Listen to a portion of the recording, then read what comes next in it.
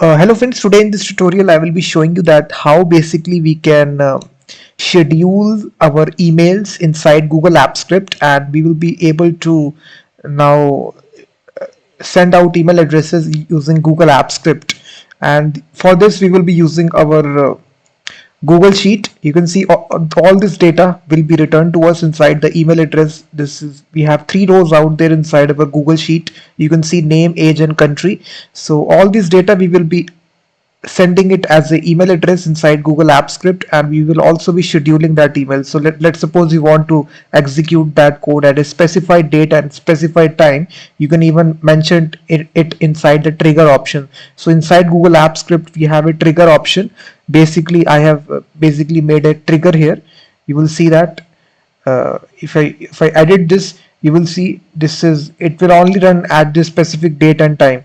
You can even run it as hourly timer. You can put a every hour, every minute, every second. You can send out using this trigger option. You can schedule your emails inside Google Apps Script. So I will be taking a complete example on how to send the Google Sheet data as an email address and schedule it.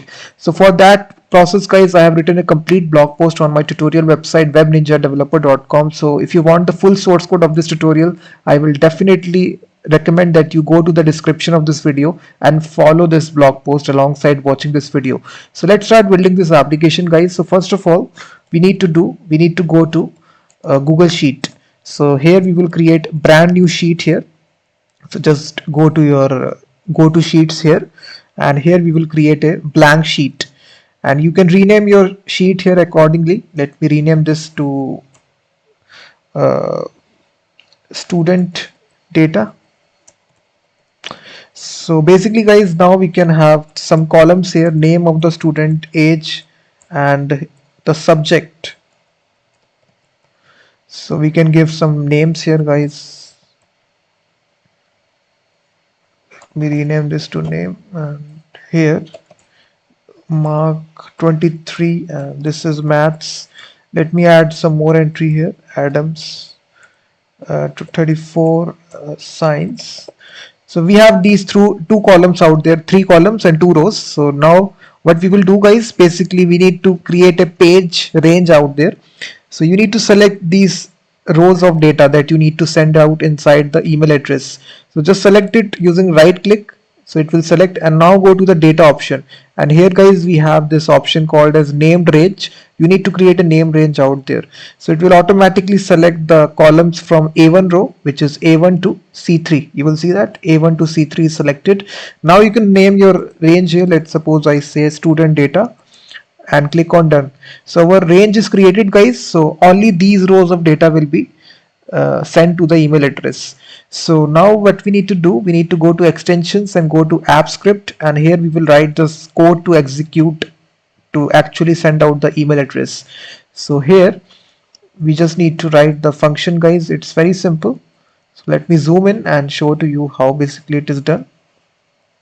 So we will write a function, guys, which will called as send email, and which will actually send the email to the Gmail ID. So here, first of all, we will say we will construct a variable student data, and we will fetch all the data, guys, which from the spreadsheet. We will write a function here for that, which is called as get data. Let me write this function, and inside this function, guys, we will fetch all the data which is present inside the current spreadsheet. So for that, we will first of all fetch the values, and for that we will use the spreadsheet app library, and inside this we will get the active spreadsheet, and after this, inside this, we will get the sheet by its name. So get sheet by name, and you can see every data has a sheet accordingly. You can see this is sheet 1. You can even add sheet 2s as well, sheet 1, sheet 2.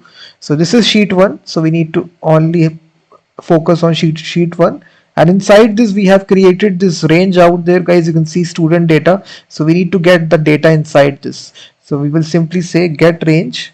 This is a method, and we will put the name here, which is called as student data, and inside this there is a method out there, which that's it. I think that's all. Yeah, the get values. We need to get all the values which are present inside this range. That's it. This is the function. That's it. So now this returns a object, guys. So now what we need to do is that we need to shift this data. So values dot shift, basically it removes the first element from an array and returns it. So it returns, let me declare students here, an empty array, and for this values for each, guys, values for each, this is an array, and basically we have the value here. So inside we will declare a student object, guys. This will be an empty object. Now we will be assigning all the values which are coming. So we have three values. First is student dot name, and this will be coming through value 0, and then we got the student age, and this we will get using value 1, and then we got the student subject. This we can get using the value 2, because indexing starts from 0. That's why you can see this will be the 0th index, 1, 2, like this. After getting all this information, now we need to push the data inside the array. So we will use the push method of JavaScript. So this will push this object inside this array. That's it. Now we simply need to return the data, which is return players. That's it. So that's all that we need to do, guys. So now after we get this data, we need to construct a email. So for this we will construct the body of the email. So we will say that get email text. We will define this function, and here we will pass the data, which is student data. So now we need to construct this function, guys, which is get email context, and here we will get the data here. Inside this we will have the student data here as an argument, and here we will be constructing a HTML5 template formatted email. So for that we will be constructing a simple for each loop. So student data and for each, and basically for each student we have these three properties: name, age, and subject. So we will construct this text object to be like this, text plus, and here we will construct the embed the name, and then we will insert a new line character. So this is a new line character. This will coming on new line, player dot age. Again we will insert a new line character, and then we will have the player country. That's it. So some more new line, you can add this character here like this. That's all that you need to do. So simply close this, and now we have constructed this text here, guys. So now we can simply return from this function return text. That's it.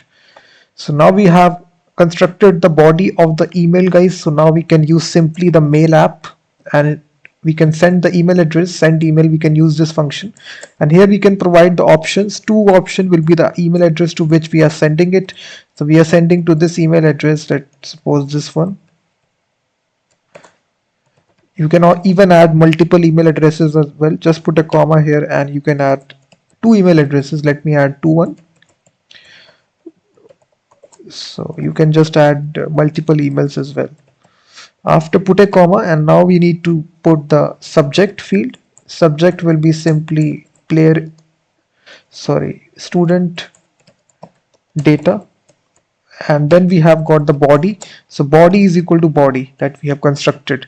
That's it, guys. So we have now written this Google app script, which will actually first of all extract the data from the spreadsheet, whichever data is present, and then it will construct the custom template, HTML template for the email, and then it will automatically send to these two email addresses which I mentioned.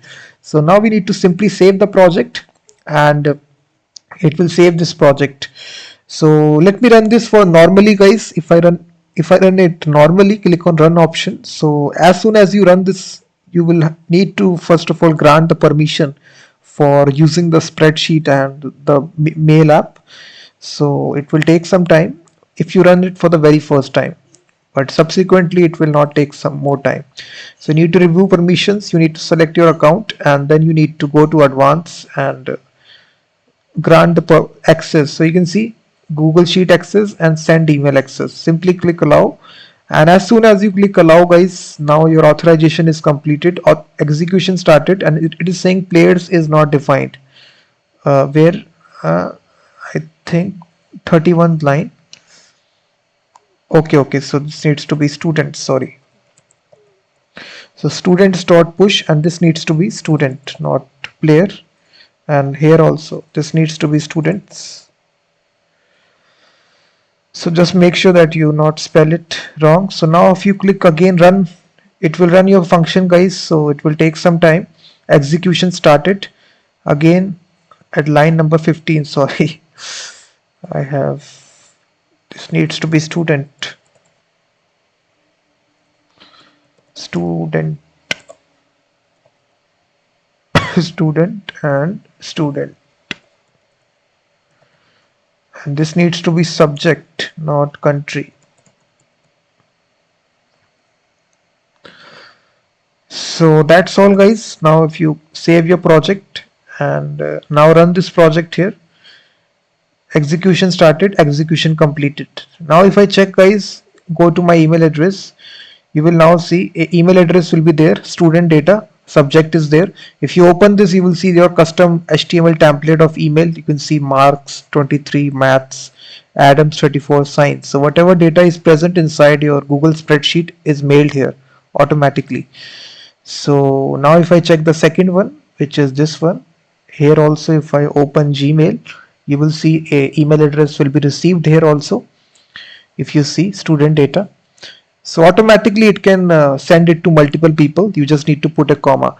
And now we will make sure guys, we will schedule this email. So scheduling is very important. Let's suppose you don't need to manually click this run button every time you want to run the script. You can even put a trigger option also. So there is a triggers option inside Google Apps Script. Simply go to this option, and here you can add a trigger. Simply click this button, and here basically we can simply say we need to run this function here, which is send email, and this head will be the same here. And the event source, this needs to be important. You need to select here time driven and select time of, so here we can even every minute you can even send this email, or every hour as well, every day as well. You can select the time of day at which time you need to send out. You can even customize this accordingly. Weekly, you can even say which day of week you need to send out, every Tuesday or every, like this also. And every monthly also, at which day of month you need to send out this email. And if you want to customize this specific date and time, you can even write this specific date as this format, 2022. Today's date is 27, sorry, month is 11/27, and then you need to write the time. So current time is 5:53 a.m. Let me send this to 5:55. Let me select this. So this needs to be 0. So now if I click the save option guys, so whenever the clock reaches 5:55 in 1 minute time, you will see automatically the email will be sent. Let me make some modification here. Let me add the third row. So now we have added the third row as well, but this row will not be added because we have put a range here. That's why this row will not be there inside it. Let me add this row. Only these rows which we have selected inside the date range will be mailed. Apart from that, no else row will be there. So this is the advantage of using ranges. So you can see it is 5:54 here. So automatically whenever the time reaches 5:55, automatically the email will be sent. So now the time is exactly 5:55. So just wait. It will automatically, the email will automatically get received. So just wait here.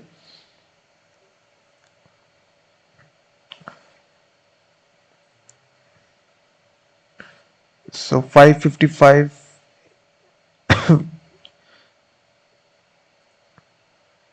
So this is basically a time-based trigger option, and it will execute this function at the specific time that you have. You can see we have put this time here 5:55. So you can see This email is received here at 5:55, and if I check this email address, you can see student data 5:55 a.m. So you can schedule your email, guys. Like this, you can see that basically. You can see the data is received here. You can see 23 maths, Adams 34 science. So in this way, guys, you can schedule your emails using Google Apps Script based upon a specific date and time, and you can use their Google Sheet data.